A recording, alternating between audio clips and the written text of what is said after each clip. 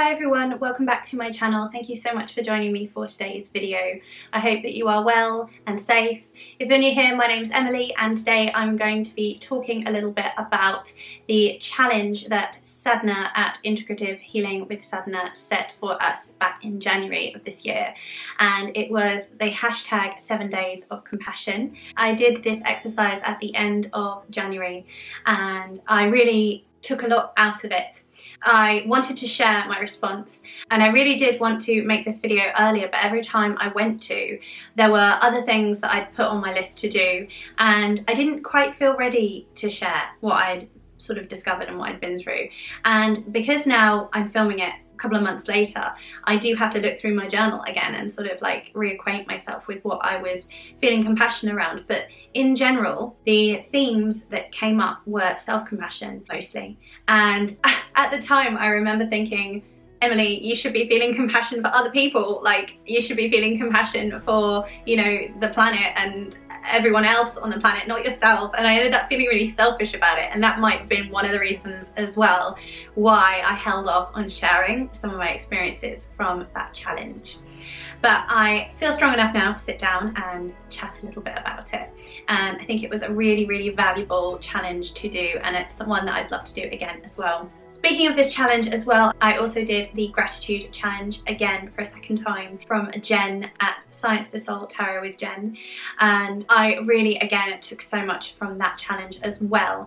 I did make a video on the first time that I did that process, and it is actually listed on my original channel, so if you're not subscribed to that, do pop over, and you don't even need to subscribe if you don't want to, but you can watch the video there.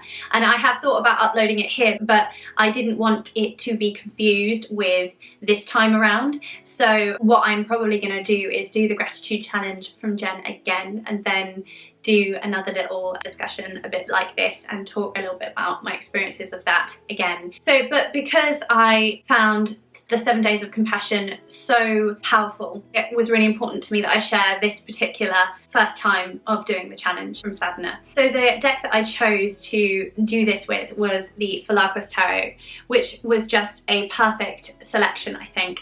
This is a deck that I picked up last year, and it's a deck that I had on my radar for a long time, that I wanted for a long time, and then more and more people were talking about it and I just couldn't not get it. And I did a walkthrough and I wanted to work with it a lot more this year, and I have done. I still want to work with it more. I'm not done with it, obviously. I find this deck so powerful. It's like diving deep into something. It's like a whole world of its own, and it's so powerful, it's so intense. It's almost like when you sun gaze and you look at a sun and then you have to take your eyes away from it because it's so intense and so powerful. So I'll just give you a quick look at the deck if you're new to it. This is a deck by Carmen Sorrenti and the art is just stunning. I believe it's oil paintings. So these are the backs. And then the majors and the minors are very different. This is an example of what the majors look like, and the quartz, this is the King of Spirals. And this here is an example of what one of the minors looks like. So it's sort of more sketchy, more like an artist's sketchbook. It sort of looks unfinished with splashes of colour and some writing, some text in and around it. That's the Queen of Coral. Here's an example of a major. This is the Fool. So you can see the art style is totally immersive and brilliant and beautiful. And I think that these remind me a lot of the soul cards. And soul cards are not something that I have yet invested in, but it's something that I will get the soul cards eventually. I just haven't gotten them yet, but when I do, the soul cards I think would work perfectly with this deck. This is the Ace of Spirals, and I think the aces are some of my favourite cards in this deck. But yeah, I do think this deck would work beautifully with soul cards actually, and actually working with this deck, it does work really intuitively, as well as, you know, you can apply the meanings that you know about other tarot systems into this, but the way I work with this is intuitively. I really use my intuition when I'm using this deck, and for that reason I think of it almost as its own beast. You know, it's separate from my RWS system and, you know, from any other system I might use. So this is a really special deck in my collection, and for me this just works so well for this challenge, this 7 days of compassion. So So getting straight into it, I am going to be reading some passages from my journal. This is a journal that I've filled up now. It's got my year ahead spread in it, so I can refer back to it as and when, but this was like the last thing I did in this journal really. So I will be referring to my journal throughout because this was several months ago and I really need to be reminded of what I felt and wrote at the time. On the first day, the card that came out was the Six of Wings, and what I wrote here was, I hold compassion and space for myself as I learn how to fly.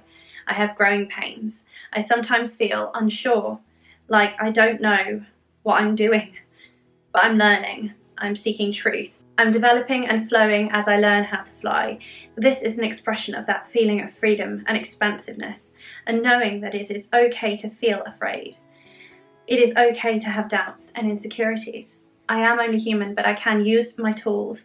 I can use tarot, I can use self-care, shadow work, I can rest, take time for myself, use different techniques, mindfulness, meditation, grounding, reframing, manifestation, spellcraft, ritual to help me to reset my way of thinking and allow myself grace and give myself that compassion that I so need right now.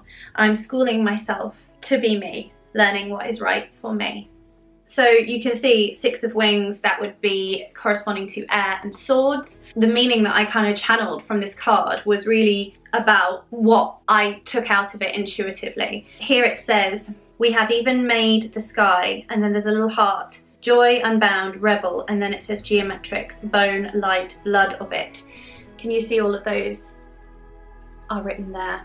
So you can see this is the way I've sort of been working with this deck. So on day 2, the cards that I pulled were the Temperance card and the Eight of Sparks, which corresponds to fire and the Wands suit. So both of these cards came out for me on the second day. I found this really, really interesting that Temperance would come up because I chose balance as my word of the year. And the two together were such powerful imagery to work with. So here's what I've written. There is a reminder here to be compassionate towards myself about being balanced. It is no mean feat to be balanced. It is not easy or simple. It is very challenging to find time to slow down right now with the homeschooling, being at home with the kids, life in general, and everything that needs to be done. And this is a reminder to give myself time and not to rush. I need to be compassionate with myself. If I feel overwhelmed, if I want to achieve everything fast, that's because I'm human and this is a challenging time. And it's okay to have dreams, but tempering the flames of passion and creativity with flow, balance, breath and grounding, air, earth and water, a mix of the elements. Be kind to yourself. So at that time we were heavy into homeschooling and it was so intense. And I just remember feeling kind of like I was drowning. And so these cards were really, really like powerful medicine for me at that time. And I found it so, so beautiful. And you know what, like, I still feel kind of like, oh, this must be irrelevant because I'm just holding space for myself and being compassionate to myself. But this is so what I needed at that time. It was quite intense. On the third day, the card that came out is the Ten of Spirals. And this was so beautiful, and the energy of this really did have me thinking about my compassion towards the earth and the ground on which we walk and our local environment. And I remember this memory really fondly. It was quite funny. This was a Sunday and it had been really, really wet. It had been raining a lot. It was really cold, so muddy outside, and the kids were basically inside for most of the day because it was so rotten outside. And our daughter didn't want to wear any clothes. But we managed to get her in like a party dress. Like she would only wear this white frilly party dress with like beautiful butterflies all over it. It was the only thing she would wear.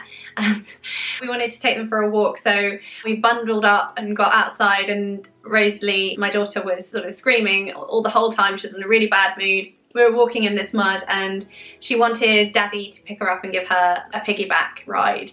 So Daddy lifted her and picked her up, and I was walking with Gabe, my son, and we were holding hands, and Daddy and Rosalie were at the front, and it was so muddy that Daddy slipped over in the mud and he literally went like head over heels. And Rosalie was on his back, bless her, and she tumbled off him and she ended up on the bottom, and her dress was completely covered in mud, and bless her, she was so upset, but it was really quite funny, and I couldn't help but laugh. And Tim, yeah, it was so funny, and I remember it so fondly. It was such like levity. But here I found this to be so humorous, and I felt like the earth had this humour to it. This card just really makes me think of Gaia, and when I ground, I often will ask Mother Earth, Gaia, to transmute the energies that I'm feeling if they are, you know, sticky or in any way not serving me. You know, if I want to transmute those energies, I will do that. And I just feel like this kind of is a really beautiful depiction of that energy. Here it says lucid earth, and the moon spiraled her in because she loved too. I think that's what it says, and it says I love you. And it's this like beautiful love that you get from the earth, and this like fantastic humor as well. And I had this compassion for lucid earth, for the earth reawakening, Rosalie and Tim falling in the mud. And the moon spiraled her in because she loved. So I then realised it was still about compassion for myself, because it was about having compassion for the mother that I am and the Mother Earth that I am living in and on. Compassion for that Mother Earth, but then also coming back to me and having compassion again for the mothering that I am doing. It says here, show yourself kindness and grace for your love and effort. And then I have here, surrounded with asterisks, is battle with OCD. And this is also another reason why I didn't bring up this challenge until now, because it is something that came up again for me at the end of January. And OCD is something that I suffered with whilst I had postnatal depression after my son was born, and it was a really powerful and terrifying experience for me. So trigger warning. But I felt after the homeschooling started, when we were about a week into it, I felt this panic arise in me, and I was terrified again, and I felt paralysed with fear and had these intrusive thoughts again. And so here I felt this deep love and compassion from the earth for me, and for the earth from me, and I felt like this was just a reminder that I'm a natural mother and a natural nurturer, just like the earth in that way to my kids. I do that for them. So here it says lucid awareness and effort to spend time with my babies, growth and joy from the connection that I have with them. And because I was putting in so much effort to make sure that I was doing everything I could for my kids with the homeschooling, and also then spending time with them and enjoying that time, and it was such a lot of pressure to put on myself, and I remember finding that really difficult. And this card coming out really helped me to move through some of those emotions and feelings that were coming up, and also really great salve, you know, really great medicine for the fact that those things were coming up. I will just say as well, if anyone is suffering with any mental health conditions, to definitely seek support. It is something that I have done as well, and you know, seeking out medication support, etc., for those things is really important. So yeah, just as a side note. The fourth day, the card that came out is Strength, and this is such a beautiful depiction of the Strength card. I just adore it. And again, I felt like I was being reminded of my strength and fortitude as I was going through this really difficult time, these circumstances, but also a return of kind of something really frightening for me. So here I've written compassion again for the strength I have had to manage my OCD and fear, and to be able to temper and balance the terrifying intrusive thoughts with truth, with facts, using the techniques I know and spirituality to work through it, to fight it, because I have the power and the strength to do that. And it was just, again, this beautiful reminder of the strength and fortitude that I have and that I've cultivated for myself, and it really gave me confidence and that knowing, you know, that I have it within me, and it was just really beautiful to receive that message. On the fifth day, I received the Six of Coral, and this card, I found this card so strange because of this red nose that this figure is wearing. And here it says Essential Quest, Incarnation, Soul, Song, Map, Cooking Soul. And so here I felt this compassion for all that was, all that came before, my ancestors, compassion for where I have come from, for the fears, the personal traits, the soul contracts, these elements that I was born with, the way that I work, these things that come from the ancestors, but also from past lives, these things that were passed down to me, challenges and opportunities all at once, always searching, striving for growth and expansion and to do better, the gifts and innate challenges, compassion for all that is still to come.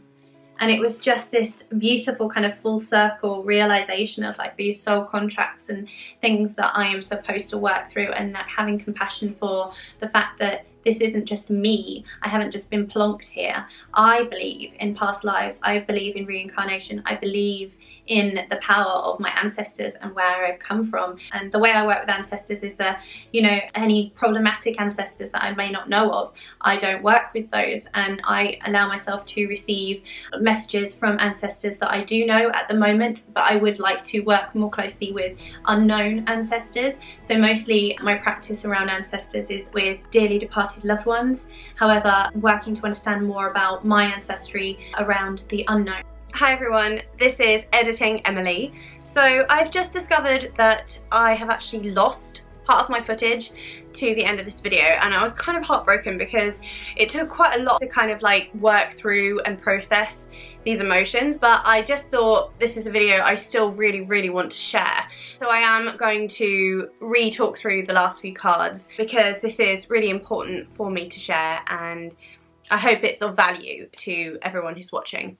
So picking up where I left off, I was discussing the Six of Coral, and going back to my journal, I have read out everything that I wrote. I was discussing kind of soul contracts, everything that is in me that has come from past lives and has come from ancestors and such. And I do work with ancestral spirits. At present I work mostly with dearly departed loved ones, and I'm very aware that I probably have some not so pleasant characters within my ancestry, and it's an area that I would like to explore more, getting to know ancestors that are unknown to me. But when I do work with ancestors, I reach out to receive messages from those who are loving and compassionate ancestors who wish me well, who are aligned with me spiritually, and who aren't those ancestors who, you know, who may have caused harm to others in the past. That is a process that I am working on and working with.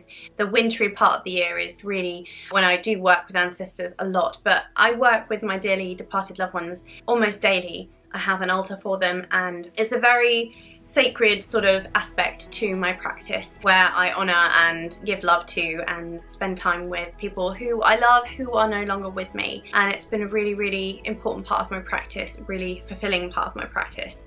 So I really felt that this card sort of brought that to mind, compassion for all those who've gone before and sort of paved a path, and you know, who've been through trials and adversity, and you know that I am holding all of that within me. And to not have compassion for myself even would be almost an insult to those who have gone before me. So it's compassion for all of them and all of the work that they have done, as well as me and where I find myself now. The next day I pulled the Four of Spirals, and this is the Four of Earth, and here I've written compassion for the right to choose my own way. Compassion for all beings to have their own way through. There is so much noise all the time. This for me was a reminder to follow my own path, to honour your own needs and desires, to trust myself and what I need as and when. And the song by Fleetwood Mac, You Can Go Your Own Way, just popped into my head when I was looking at this card. I really felt that it resonated very deeply. I was reminded as well of the inner child, and here I've said, compassion for the inner child who searched and was influenced by so much and didn't listen to my own voice, and this is a reminder to do so. There was a period of time in my life where I came away from my love of witchcraft and magic and tarot because I was influenced by those around me. I was about 17 or 18. I'd been practicing witchcraft and magic since I was about 11 and learning as much as I could during that time, and I started learning tarot, and I was exposed to a Baptist church, and I was getting to know people, and I wanted to get to know people because my parents had just moved to a new village and I was new in the area. I was on a gap year, so I was just sort of learning more about myself and discovering myself, but I was very impressionable, and I was like a sponge, and I was just taking it all in. And it was the first time really that I was hearing, if you have sex before marriage then you're going to hell, that kind of thing. Like, I was just like, huh? What? I was brought up in C of E in a Church of England, Christian denomination, and I never heard those kinds of things before. So it was kind of a shock, and I was a little bit afraid, I'm not gonna lie, but I also wanted to make friends and didn't want to feel alone. And I came to this point where I felt a little bit like, how am I to have this witchy path and read tarot and also go to a Baptist church and work with Jesus, because I did develop a really close relationship with Jesus over those years, and it was a real kind of turning point for me. I was very sad about it, and you know, in retrospect I am sad that I did choose this, but at the same time I held space for myself, because I said, okay, if this is meant to be, I will come back to this. This will find me again. I will find this path again. And obviously that's what's happened. And I couldn't be happier that that has happened. That has been the way that it has gone. I am so blessed. And a few nights ago I was actually in tears about it, because I was so thrilled. I was so grateful, so happy that I have found my way back. And it is like coming home. Being a witch, saying I'm a witch, and reading tarot, learning tarot, exploring tarot, it has all been so powerful, so important for me, and coming back to it, it's been incredible. But when I think about the person I was, even though I might have been practicing what I thought was witchcraft, I really have only discovered that true sense of identity as a witch as an adult, because I was easily led off the course. But when I think about how impressionable I was at that time, I felt so lost, broken-hearted, friendships and relationships and all of these struggles you go through as a young person, and then discovering a church and meeting friends there and feeling like I could belong in a group, but then not really sure what was the right thing, and being frightened and scared. And I remember feeling so lonely. At the time I was working and I was applying for universities and on a gap year, so I'd finished my studies and I was kind of waiting to hear. I remember every day I'd always search and take these silly quizzes online about, you know, what's your style and what kind of this are you, and what's your spirit animal, and all of these like stupid quizzes, because I was always looking for that external validation. Like, I didn't trust myself, I didn't trust my inner voice. I didn't trust that I would be able to lead myself the right way, or that I would know the answer. And now it's very different. Now I do trust myself, and I know where I am, and I know who I am. But back then I was kind of looking for that, and I didn't trust my own voice. And that probably makes me the saddest of all, but definitely not regretful, because I made my way back to where I'm meant to be, and I'm so grateful for that. So it's been really, really powerful. And I think this card really spoke to my inner child of that. The next card was the Eight of Wings, so the air suit. In this card it says, negotiate your rebirth. So here I wrote, I have compassion for my need to understand, direct and analyse everything. To know, understand, have everything lined up and making sense. I feel I need this, or nothing I do will be right. Inertia and absolute chaos of the mind. I need to trust my instincts and let go of the need to understand everything right now. Though I honour and respect and deeply value my honourable desire to do the right thing and be respectful to all at all costs. This card I really felt was leading on from the previous card, and very much it was like solidifying my need to negotiate my rebirth, essentially, to really look at the ways in which I seek to control and analyse and understand everything perfectly. And oftentimes I feel like if I don't, then I'm somehow a fraud, or I am an imposter. You know, I get imposter syndrome. I very much see that in this card as well, the way that the face is sort of washed out, almost like they are not sure of their identity, and it feels like it really leads on nicely from the last card. I really wanted to hold space and have compassion for that sense that, you know, I really want to know where I'm going, and I want to understand everything, and I have this need and this desire to learn all the time and to take in information and to grow and develop, and that is so amazing. I really want to express value and compassion to myself for that, to my spirit, that is part of me and my evolution. You know, I'm always wanting to evolve and grow.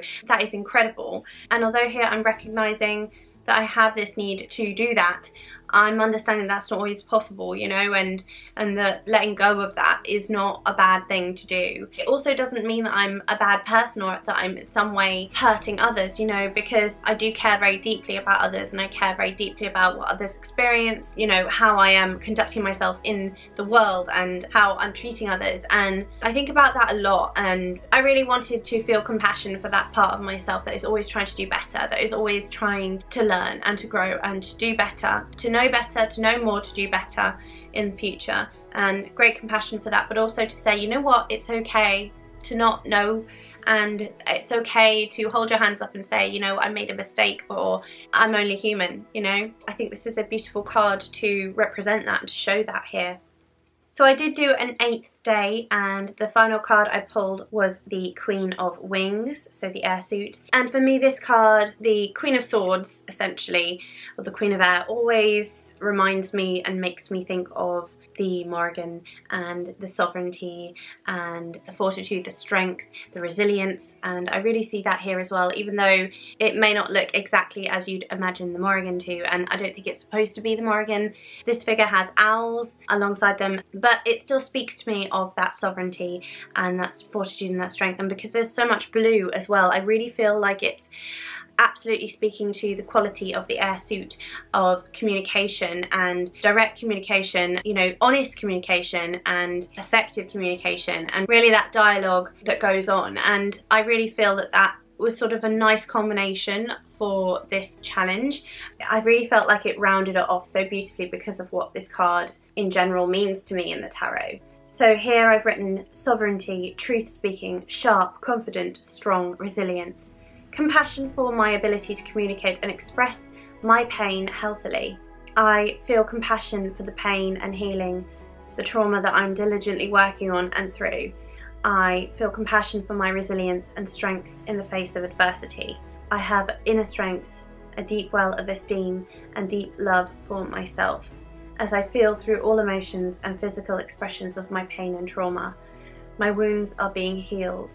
The goddess Morrigan holds space for me. I really felt that through this card the Morrigan was speaking to me, and I haven't ever used this deck to communicate with the Morrigan as I have with other decks, but I really do feel that in this moment, you know, during this week when I was taking part in this challenge and all of the things that were coming up for me anyway through my experiences with everyday life, I really felt that this card came out for a reason, and it really beautifully rounded out everything that I'd discovered. It was such a comforting affirmation to receive at the end of the week.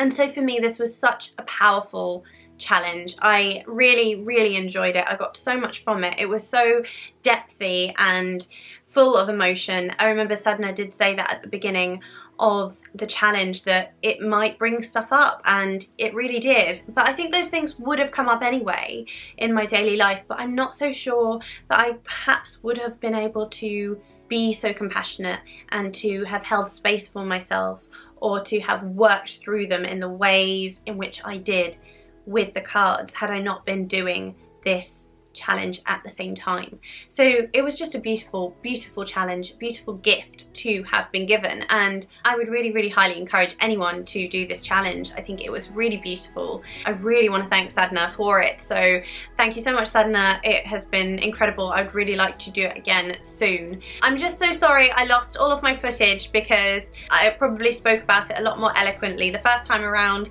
I really hope that I'm saying everything that I said before, but yeah, I do want to express deep gratitude for this hashtag, because it has been a real gift for me, and I will definitely do this exercise again. It's been so powerful, so wonderful, and it's also been really great to work so closely and collaboratively with the Falakos Tarot as well, and it really has felt like a relationship, like a dance between myself and the deck, and I feel closer to the deck since doing this challenge as well. So if you are looking to work with a specific deck, I would definitely say try and do a challenge, a 7-day challenge or a monthly challenge or something alongside a deck that you want to work with, because it just really creates this beautiful bond. It's been really special. So I've pretty much got to the end of my ramble.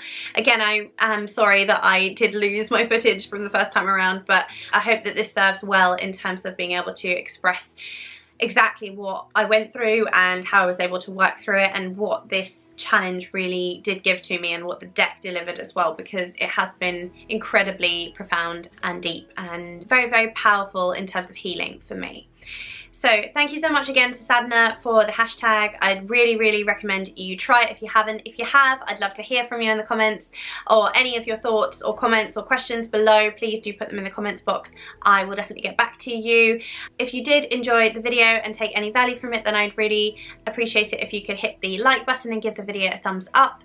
And if you'd like to see more from me along the lines of tarot, magic, witchcraft, spirituality, then please do hit the subscribe button, and while you're at it, don't forget to hit that little bell notification as well, because that's how YouTube is going to let you know when I create and upload videos just like this one. So with all of that said, thank you again so much for joining me. Thank you again to Sadhana for this hashtag. I hope you stay well and safe, and I look forward to seeing you again in another video really soon. Take care. Bye. Mwah.